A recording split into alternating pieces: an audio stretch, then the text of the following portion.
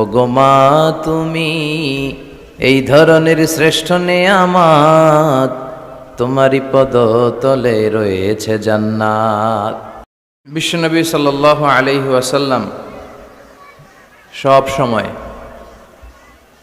নারীদেরকে খুব বেশি সম্মান করতেন, কারণ নারীরা হচ্ছে মায়ের জাত, সম্মানিতা। আর বিশ্বনবী বলেছেন, আল জান্নাতু তাহতা আকদামি উম্মাহাতিকুম, তোমাদের মায়ের পদতলেই তোমাদের জান্নাত। কোনো পুরুষের পায়ের নিচে জান্নাত, পিতার পায়ের নিচে জান্নাত, এই মর্মে কোনো হাদিস খুঁজে পাওয়া যায় না। কিন্তু নারী জাতিকে এতটাই মর্যাদা দেয়া হয়েছে, বিশ্বনবী বলেছেন তোমাদের মায়ের পায়ের নিচে জান্নাত। এই পৃথিবীটাকে যদি 1000 বারও বিক্রি করা হয়, তাহলে জান্নাতের একটা চেয়ারের দাম হবে না। এই পৃথিবীকে কয়েক লক্ষ বার বিক্রি করে দিলেও জান্নাতের একটা টেবিলের দাম হবে না। আর যে জান্নাত মায়ের পায়ের নিচে পড়ে আছে, তাহলে ওই পা দুইটার দাম কত?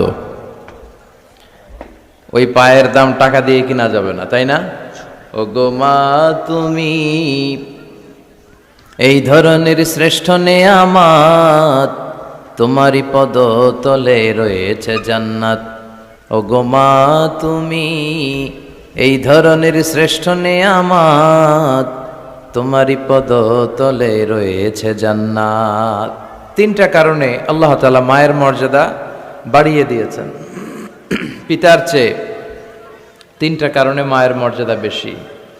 নাম্বার 1 হচ্ছে হামালাতহু উম্মুহু, বাবা সন্তানকে পেটে ধরেনি, পেটে ধরেছে কে? মা। ওয়াহানান আলা ওয়াহান, ব্যথার পরে ব্যথা, যন্ত্রণা, জ্বালা, কষ্ট। পেটের এই কষ্টটা, সন্তান ধারণের প্রসবের কষ্টটা বাবা সহ্য করেনি, করেছে কে? মা। ওয়াফিসালুহু ফি আমাইন, 2 বছর বাবা দুধ খাওয়ায়নি, দুধ খাওয়ালো কে? মা। এজন্য মায়ের মর্যাদা বেশি। এজন্য সব সময় বিষ্ণু ঈসা ইসলাম নারী জাতিকে সম্মান দিতেন। বিশ্বনবী নিজের মাকে বেশি দিন পাননি। বিশ্বনবীর বয়স যখন 6, তখন ওনার আম্মাজান পৃথিবী থেকে ইন্তেকাল করেন। মায়ের কবরের সামনে দাঁড়িয়ে বিশ্বনবী শেষ বয়সে অনেক কেঁদেছেন। বিশ্বনবী একবার জিআররানা নামক জায়গায় কুরবানির গোশত বিতরণ করছিলেন, লম্বা লাইন। হঠাৎ তিনি লাইন থেকে একজন বয়োবৃদ্ধা মহিলাকে আলাদা করলেন, আলাদা করে বড় একটা গোশতের প্যাকেট দিলেন। নিজের গায়ের চাদরটা খুলে মহিলাটাকে বসতে দিলেন। মহিলাও বিশ্বনবীর মাথায় হাত বুলিয়ে দিল। সাহাবারা তো অবাক, কে এই মহিলা যে বিশ্বনবীর চাদরের উপরে বসে, বিশ্বনবীর মাথায় হাত বুলিয়ে দেয়, বিশ্বনবী যাকে এত শ্রদ্ধা করে। সাহাবারা বললেন, ইয়া রাসূলুল্লাহ মান হাযিহিল মারআ, এই নারীটাকে? বিশ্বনবী বললেন, এই নারীটা হচ্ছে আমার দুধমা হালিমা। মায়ের আদর আমি পাই নাই, এই হালিমাতু সাদিয়ার কাছে আমি লালিত পালিত হয়েছে, তার দুধ খেয়ে আজকের আমি তরতাজা নবী মুহাম্মদ। এজন্য বিশ্বনবী নারীদেরকে খুব বেশি পছন্দ করতেন। বিশ্বনবী বলতেন, হুব্বিবা ইলাইয়া মিন দুনিয়াকুম সালাস, তোমাদের এই দুনিয়ার 3টা জিনিস আমার কাছে সবচেয়ে বেশি পছন্দনীয়।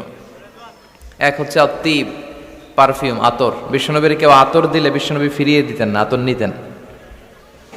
নাম্বার 2 হচ্ছে আন্নিসা, নারীরা।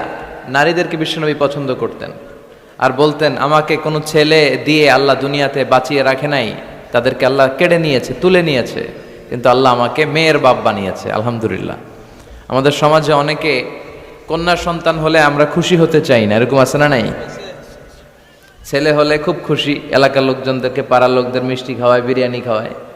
আর মেয়ে হলে চেহারাটা বাংলা 5-এর মতো এরকম করে রাখে, অখুশি, নারাজ।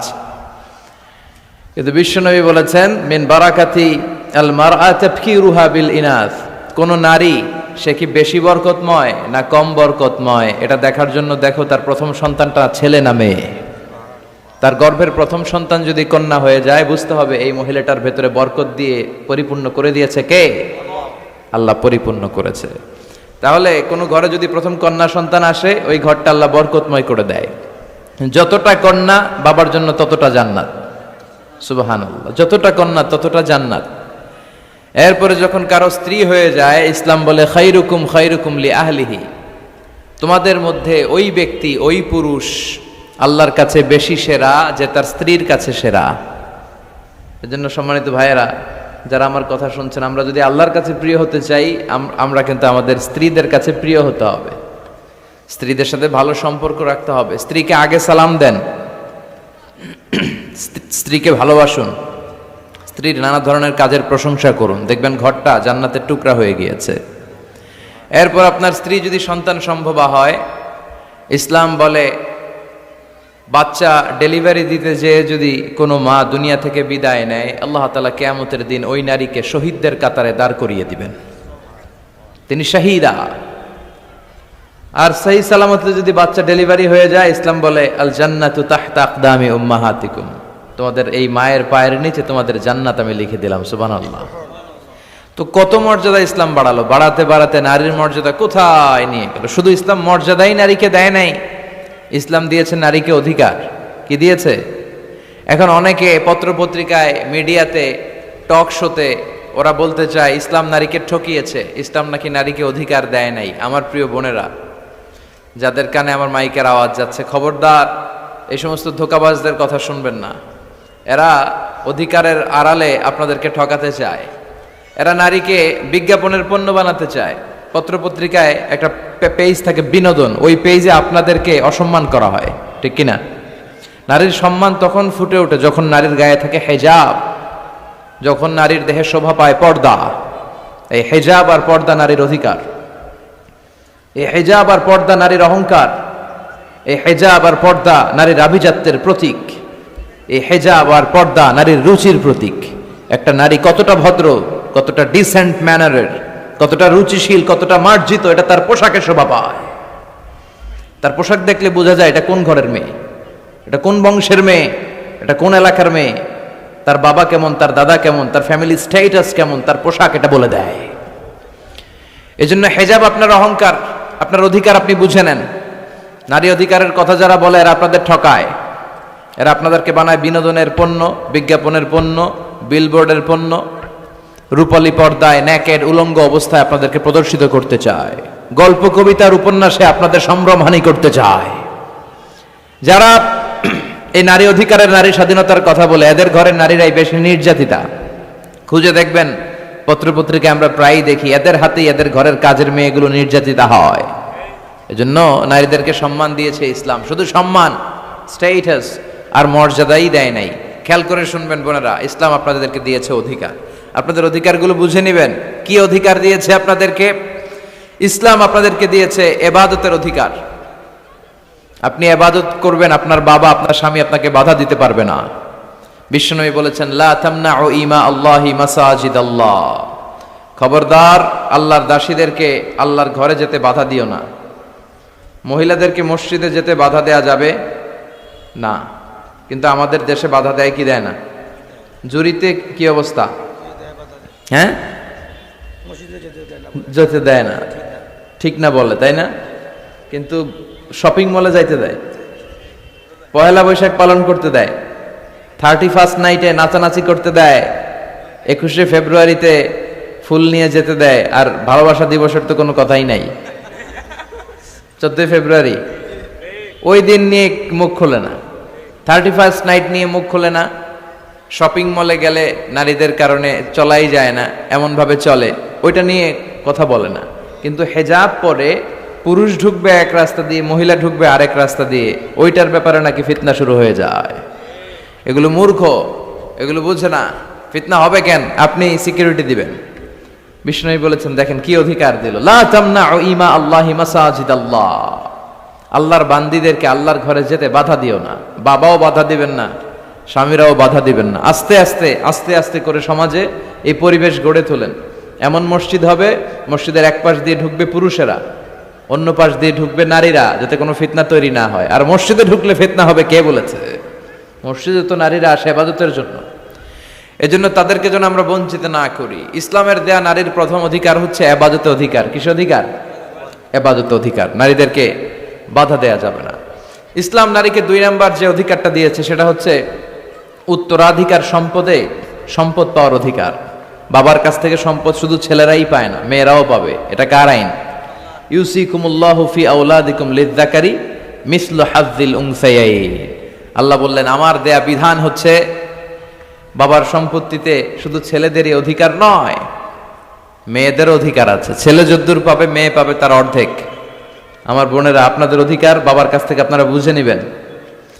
ছেলেকে যদি বাবা 2 লক্ষ টাকা দেয়, মেয়েকে দিতে হবে কয় লাখ? কথা বলো। 1 লাখ। ছেলেকে যদি বাবা 4টা প্রাইভেট কার কিনে দেয়, মেয়েকে দিতে হবে কয়টা? কার আইন? আল্লাহর আইন। এই আইনে উল্টাপাল্টা করা যাবে? ইউসিকুমুল্লাহু ফি আওলাদিকুম লিযযাকারি মিসলু হাযযিল উনসায়াইন, এটা আল্লাহর দেয়া আইন। এই আইনে উল্টাপাল্টা করা যাবে না। নারীদের অধিকার আছে সম্পদে। অনেক বাবা মা ছেলের হাতে সব তুলে দেয়, মেয়েকে কিছুই দেয় না, বলে মা তোর জন্য দোয়া করে দিলাম। কি করে দিলাম? দোয়া। তো দোয়া শুধু মেয়েদের জন্য কেন? ছেলেকেও তো দোয়া করবেন। ওয়ালাইকুম আসসালাম, বসেন। ছেলেকেও দোয়া করবেন, মেয়েকেও দোয়া করবেন। যে যেটা পাওয়ার উপযুক্ত প্রাপ্য, তার প্রাপ্যটা তাকে বুঝিয়ে এরপরে হাত তুলে দোয়া করবেন। তাহলে ইসলাম নারীকে ঠকায় নাই। অনেক মা আছে ছেলের পাতে ভালো ভালো খাবার দেয়, মেয়েকে ঠকায়, আছে না নাই? জুরিতে বোধহয় এগুলো চলে না। ছেলের পাতে দেয় মুরগির রাং, মেয়ের পাতে দেয় মুরগির ঠ্যাং। কিতা খাও তোমরা? ঠ্যাং খাওনি? হ্যাঁ, ট্যাং। তো ছেলের পাতে মুরগির রান, মেয়ের পাতে মুরগির ঠ্যাং। আহা, তো মেয়ের কি মুরগির রান খেতে মনে চায় না? চায়। যেই মা যেই বাবা ছেলের পাতে মুরগির রান দেয়, মেয়ের পাতে মুরগির ঠ্যাং দেয়, ওই দেখবেন অনেক সময় ওই মা বাবার শেষ জীবনটা ছেলের বাড়িতে কাটে না, কাটে মেয়েদের বাড়িতে। প্রকৃতির একটা রিটার্ন আছে, আল্লাহর একটা খেলা আছে, ওই খেলাটা আল্লাহ খেলে দিবে শেষকালে। আল্লাহু আকবার। তাহলে ইসলাম নারীকে দিয়েছে ইবাদতে অধিকার, ইসলাম নারীকে দিয়েছে সম্পদে অধিকার। ইসলাম নারীকে 3 নম্বর যে অধিকারটা দিয়েছে, আল হুকুক ফিল মাহার, মোহর পাওয়ার অধিকার। প্রতিটা নারী বিয়ের সাথে সাথে তার হাজবেন্ডের কাছে মোহর আনার অধিকার আছে। সুবহানাল্লাহ। ওয়া আতুন নিসা সাদুকাতিহিন্না নিহলা, তোমরা সন্তুষ্ট চিত্তে তোমাদের স্ত্রীর হাতে মোহরানা তুলে দাও। কার আইন? আল্লাহর আইন। এখন এই মোহরানাও নাই। মোহরানার উল্টা পিঠে আমরা ঢুকাইছি যৌতুক। কি ঢুকাইছি? আল্লাহ দিল মোহরানা, আমরা নেই যৌতুক। কত বড় ডাকাত এগুলো! ডাকাত সিলেটে কমনি? আচ্ছা, আলহামদুলিল্লাহ। তো এই মাহার আমরা দিয়ে দিব স্ত্রীর হাতে, এটা তার অধিকার। অনেক স্বামী স্ত্রীদেরকে বঞ্চিত করে, ঠকায় আর মাফ চায়। কি করে? কত বড় ডাকাত! বাসর রাত হচ্ছে ভালোবাসার রাত, বেটা ভালোবাসা হবে খালি। ওই রাতে পা ধরে মাফ চায়, মাফ করি দেওয়ারে। আহা, বুঝলো না ইসলামটারে, চিনলো না, শিখলো না। এজন্য মোহরানা দিতে হবে স্ত্রীকে। আল্লাহ বললেন নেহলা, সন্তুষ্ট চিত্তে দিবি, মনের মধ্যে যেন খুঁতখুঁতি না থাকে। ফ্যামিলিটারে বরকতময় করে দিবে কে? আল্লাহ ফ্যামিলিটারে বরকতময় করে দিবে। তাহলে মোহরানার অধিকার দেখেন কত অধিকার দিল। 4 নম্বর ইসলাম নারীকে দিয়েছে আল হুকুক ফিত তালিম, শিক্ষার্জনের অধিকার, জ্ঞানার্জনের অধিকার। জ্ঞান অর্জন শুধু আমরা করব না, আপনার ছেলেকে স্কুলে পাঠান, শুধু এতটুকু না, আপনার ছেলেকে এবং আপনার মেয়েকে উভয়কে স্কুলে পাঠান। আপনার ছেলেকেও মাদ্রাসায় পাঠান, মেয়েকেও মাদ্রাসায় পাঠান। জ্ঞান অর্জন তার অধিকার। বিষ্ণু বলেছেন তলাবুল ইলমি ফারিদাতুন আলা কুল্লি মুসলিম ওয়া মুসলিমা, প্রত্যেক মুসলিম নারী পুরুষ উভয়ের জন্য জ্ঞান অর্জনকে ফরজ করে দিয়েছে কে? এটা ফরজ। পুরুষরাও যেমনি শিক্ষিত হবে, নারীরাও শিক্ষিত হবে। নারীর শিক্ষিতা হতে কোনো বাধা নাই, যে কোনো পেশা গ্রহণে নারীর বাধা নাই। শর্ত হচ্ছে নারীকে হেজাব মেনটেন করতে হবে, পর্দা মেনটেন করতে হবে, তার সেফটি অ্যান্ড সিকিউরিটি এটা নিশ্চিত করতে হবে। তার ওয়ার্কিং প্লেসে যদি সেফটি সিকিউরিটি থাকে, হেজাবের সাথে সে ব্যবসায়ী হতে পারে, সে চাকরিজীবী হতে পারে, সে ডাক্তার হতে পারে, সে ইঞ্জিনিয়ার হতে পারে, সে সব হতে পারে। এই অধিকার নারীকে দিয়েছে কে? আল হুকুক ফিত তালিম, শিক্ষার্জনের অধিকার, জ্ঞানার্জনের অধিকার ইসলাম নারীকে দান করেছে। 5 নম্বরে ইসলাম নারীকে দিয়েছে হুসনুল মুআশারা, ভালো আচরণ পাবার অধিকার। ওয়া আশিরুহুন্না বিল মা'রুফ, আল্লাহর আদেশ, খবরদার স্ত্রীদের সাথে খারাপ আচরণ করো না, ভালো আচরণ করো। অনেক স্বামী আছে স্ত্রীর সাথে খারাপ আচরণ করে, কখনো হাসি দেয় না, মুখটা গোমরা করে রাখে, আছে না নাই? সব সময় ঝিরকি দিয়ে কথা বলে, রাগ দেখায়, বাবুগিরি দেখায়। সাহেবগিরি দেখায়, এরকম ডাকাইত আছে না নাই?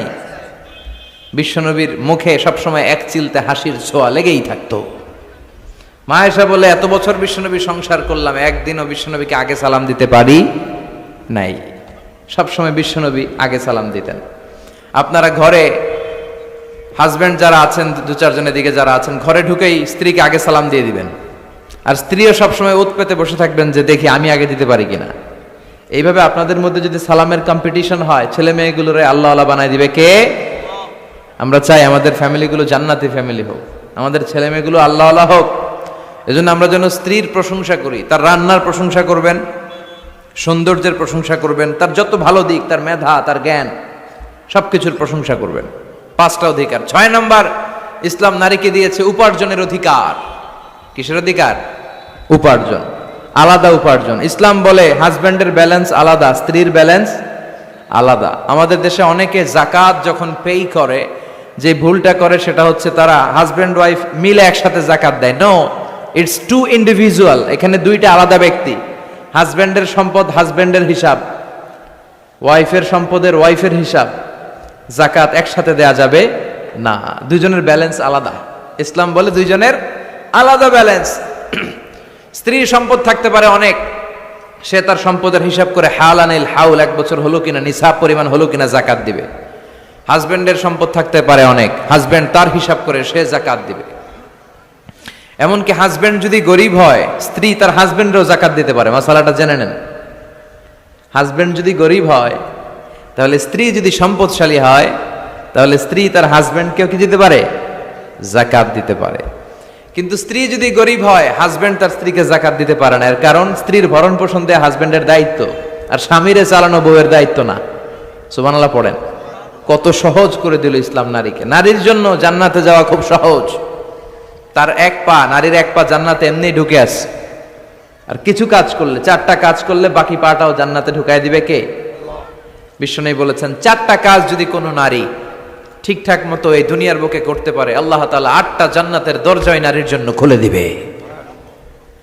1 নম্বরে বিশ্বনবী বললেন, আল মারআতু ইযা সাল্লাত খামসাহা, কোন নারী যদি 5 ওয়াক্ত সালাত সময় মতো আদায় করে, ওয়া সামাত শাহরাহা, রমজানের রোজাগুলো ঠিকমতো রাখে, আতাআত বালাহা, স্বামীর আনুগত্য করে, ওয়া হাফিজাত ফুরুজাহা, নিজের লজ্জাস্থানের হেফাজত করে। 4টা, কয়টা?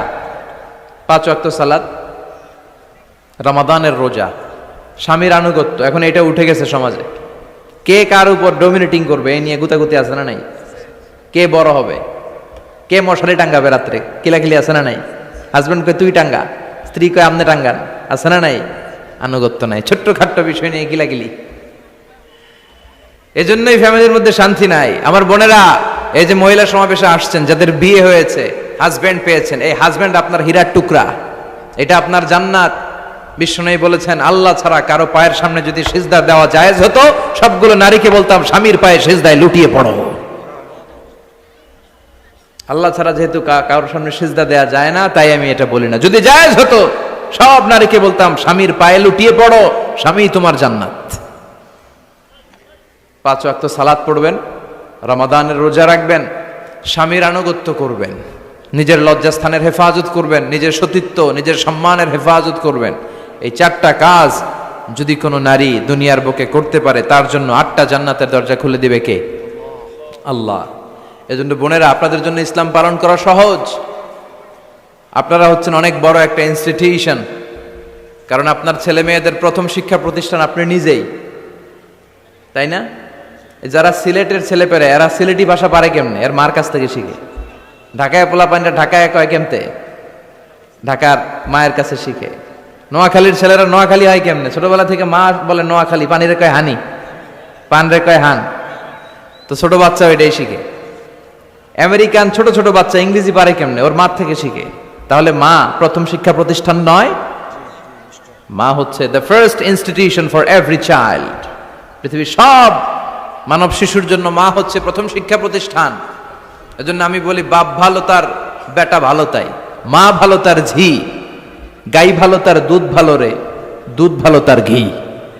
বাপ যদি ভালো তো বেটা ভালো, মা ভালো তো ঝি ভালো, দুধ গাই ভালো তো দুধ ভালো, দুধ ভালো তো ঘি ভালো, তাই না? এই নারীদের পেট হচ্ছে খনি, তেলের খনি, গ্যাসের খনি, স্বর্ণের খনির চেয়ে আমি বলি এটা দামি খনি। এই নারী যদি হেজাব মেনটেন করে, কোরআন পড়ে, সুন্নাহ পড়ে, তাহলে এই নারীর পেট থেকে বড় বড় আল্লাহওয়ালা বেরোবে, দেশপ্রেমিক লোক বেরোবে, ভদ্র, সালেহ, শহীদ, নবী, সিদ্দিক এরা বেরিয়েছে, ঠিক কিনা? আর এই একই নারী যদি ইসলাম না মানে, স্বামীর আনুগত্য না করে, সালাত না পড়ে, কোরআন সুন্নাহ না মানে, তাহলে এই পেট থেকে বড় বড় ডাকাত, দুর্নীতিবাজ, দেশের সম্পদ যারা লুণ্ঠন করে, অন্যকে হত্যা করে, জুলুম নির্বিচারে করে, এরকম ডাকাত বেরোবে। এই জন্য নারীরা সবচেয়ে বড় সম্পদ। বিষ্ণু বলেছেন, দুনিয়া কুল্লুহা মাতা ও খায়রু মাতা'আদ দুনিয়া আল মারআতুস সালিহা। এই দুনিয়ার সব কিছু হচ্ছে সম্পদ, আর এই সব সম্পদের মধ্যে সবচেয়ে দামি সম্পদ হচ্ছে নেককার নারীরা। তার মানে এই জুরিতে যা তোমরা দেখো সব সম্পদ, আর এই সব সম্পদের মধ্যে দামি সম্পদ এই প্যান্ডেলের ভিতরে যারা আছে এরা নেককার না? নেককার না হলে ওয়াজ শুনতে আসতো? এই প্যান্ডেলের ভিতরে যে বোনেরা, এরা পৃথিবীর সবচেয়ে দামি সম্পদ। এজন্য নিজেকে চিনেন, নো দাই সেলফ। আপনারা যে কতটা দামি, আপনারা যে কতটা সম্ভাবনাময়ী, এটা একটু বুঝবার চেষ্টা করেন। আবার বিশ্বনবী নারীদেরকে অনেক বিষয়ে সতর্ক করেছেন যে খবরদার এগুলো করো না। নারীদেরকে টাইট ফিটিং জামা পরতে নিষেধ করেছেন। আল কাসিয়াত, আল আরিয়াত, আল মাইলাত, আল মুমিলাত। কিছু কিছু বোনেরা এমন টাইট বোরকা পরে তার দেহের সব উঁচু নিচু ভাঁজ টের পাওয়া যায়, পুরুষরা আরো বেশি আকৃষ্ট হয়। এই বোনদের ব্যাপারে আমি বলি, বিশ্বনবী বলেছেন, লা ইয়াদখুলনাল জান্নাতা ওয়া লা ইয়াজিদনা রিহাহা। তারা জান্নাতে তো ঢুকবেই না, জান্নাতের ঘ্রাণও এদের নাকে লাগবে না। এখান থেকে জান্নাতে পৌঁছতে আরো 500 বছরের রাস্তা, এত দূরে থাকতেই জান্নাতের ঘ্রাণ আপনার নাকে এসে ধাক্কা দিবে। তারপর ওই নারীরা জান্নাতে ঢুকতে পারবে না। টাইট ফিটিং জামা আছে না নাই? এখন বোরকার মধ্যে অনেক ডিজাইন, ইদানিং এদিকে কিছু ডিজাইন করে পরে, এদিকে করো না, এদিকে করো না, এদিকে করো না, 4টা গম্বুজ বানায় এই জায়গায়, আছে না নাই? এগুলো করে, তো এগুলো করলে তার পর্দার চেয়ে তার সৌন্দর্যের প্রকাশ আরো বেশি হয়ে যায়। এরপরে বিশ্বনবী নিষেধ করেছেন, ঝাঁঝালো পারফিউম দিয়ে বেরোতে নিষেধ করেছেন। আমার বোনেরা, নিজেদেরকে ক্লিন রাখবেন, পরিচ্ছন্ন রাখবেন অলওয়েজ। আপনি গায়ে ডিওডোরেন্ট, দুর্গন্ধনাশক পারফিউম দিতে পারেন, তবে সেটা জামার ভেতরে, বাইরে যেন প্রকাশ না পায়। অনেক মহিলা সেজে গুজে বোরকাটা পরে বোরকার উপরে মারে 2টা, আছে না নাই? এই ঝাঁঝালো গন্ধ আশেপাশের যতগুলো পুরুষের নাকে যাবে, আপনার প্রতি আকৃষ্ট হবে। বিশ্বনবী নারীদেরকে জানিয়াদের সাথে তুলনা করেছেন, বলেছেন এরা জিনাকারী, এরা পর্দাওয়ালী নয়, এরা বোরকা পরে বেরোলেও লাভ হবে না, এরা জিনাকারিনী। কারণ এরা এদের গায়ের ঝাঁঝালো পারফিউম, সুগন্ধ দিয়ে পরপুরুষকে আকৃষ্ট করার চেষ্টা করেছে। এটা একেবারে নিষেধ, এটা করবেন না। তাহলে টাইট ফিটিং বোরকা পরবেন না, ঢিলে ঢালা পরবেন, পাতলা জামা পরবেন না যে জামা দিয়ে আপনার শরীর দেখা যায়। নাম্বার 3, ঝাঁঝালো কোনো পারফিউম গায়ের মধ্যে মাখবেন না। নাম্বার 4, বিষ্ণু বলেছেন খবরদার আলগা চুল লাগাবে না কোনো নারীরা। লাগায় অনেকে, জুরিতে এগুলা নাই। অনেক নারীর চুল হয়তো ছোট, সে আলগা চুল লাগায়া সুন্দরী সাজে, বিশ্ব সুন্দরী ঐশ্বরিয়া রায় হইতে চায়, আছে না নাই? না, আল্লাহ যেটা দিয়েছে ওইটাতে আপনি সন্তুষ্ট থাকেন, আলগা চুল লাগাবেন না। এরপর বিষ্ণু ব্রু প্লাক করতে নিষেধ করছে। ব্রু প্লাক আছে না? পার্লারে গেলে কিভাবে যেন এদিক দিয়ে ব্রু প্লাক করে একেবারে চিকন করে দেয় এই 2টা। হ্যাঁ, না, এটা নিষেধ।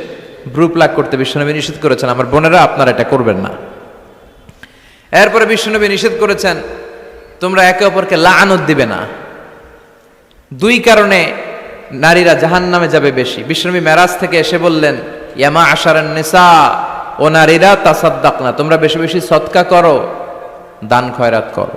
নারীরা বললেন কেন? আমাদের বললেন কেন?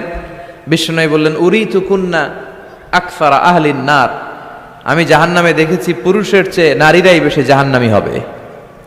কি কারণে? 2টা কারণ। তাকফুরনাল আশিরা, সবাই না, অধিকাংশ নারীরাই স্বামীর অস্বীকৃতি করে। স্বামী যা দেয় এতে সন্তুষ্ট থাকতে চায় না, আছে না নাই? স্বামীর কি চাকরি, কি ব্যবসা, তার উপার্জন কতটুকু, এটাও আপনার দেখার দরকার, আছে না নাই? এখানেই তো আপনার সবরের বিষয়। জান্নাত তেমনি এমনি আসবে না বোন, আপনাকে সবর করতে হবে। স্বামীর নাশুকরি করবেন না। পাশের বাড়ির ভাবিরা তো এত মোটা নেকলেস কিনা দিছে, তুমি দাও না কেন? এদের ঘরে তো দামি সোফা সেট, আমার ঘরে নাই কেন? এদের তো এইটা করে, এদের তো এইটা দিছে হাজবেন্ড, আমারে দাও না কেন? এই যে নাশুকরি, এটা তাকে জাহান্নামী বানাবে। 2 নাম্বার, তুকসিরনা লা'না, তোমরা একে অপরের উপর লানত দাও।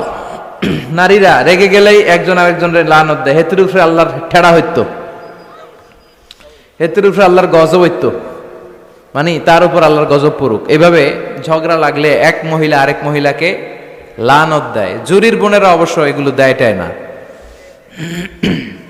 মাঝে মাঝে দে।